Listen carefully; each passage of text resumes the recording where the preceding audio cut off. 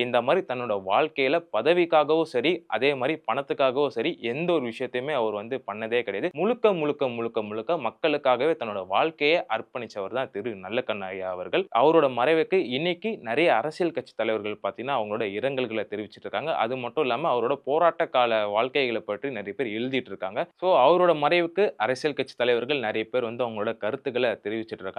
ஆனா யங்ஸ்டர்ஸ் மத்தியில இந்த மாதிரி ஒரு மக்களுக்காக போராடின மக்கள் தலைவர் ஒருத்தர் நல்லக்கண்ணு அவர்கள் இருக்கிறாரான்னு கேட்டா, நெறைய பேருக்கு இந்த சோசியல் மீடியா காலத்துல தெரியல தான் சொல்லி ஆகணும். ஏன்னா நெறைய பேரு இப்போ பாலிடிக்ஸ எடுத்துட்டு சீரியஸா எடுத்துட்டு நெறைய பேர் நெறைய விஷயங்கள இப்ப இருக்க யங்ஸ்டர்ஸ் வந்து பார்த்துட்டு இருக்காங்க, பேசிட்டு இருக்காங்க. அவங்களோட கருத்துக்கள தெரிவிச்சுட்டு இருக்காங்க.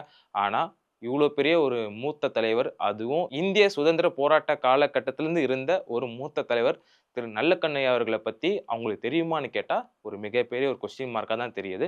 ஸோ பாலிடிக்ஸ்ல ரொம்ப ரொம்ப இன்ட்ரெஸ்ட்டா இருக்கிற நெறைய யங்ஸ்டர்ஸும் சரி, ஸ்டூடண்ட்ஸும் சரி, இந்த மாரி மக்களுக்காக போராடின திரு நல்லக்கண்ணு ஐயா அவர்கள் மாரியும் சரி, நெறைய பேர் இருக்காங்க. நல்லக்கண்ணு ஐயா அவர்கள பத்தி நெறைய தெரிஞ்சுக்கங்க. அவர மாரியே இன்னும் நெறைய தலைவர்கள் தமிழ்நாட்டுல இருக்காங்க. அவங்கள பத்தியும் நல்லா படிச்சு தெரிஞ்சுக்கங்க.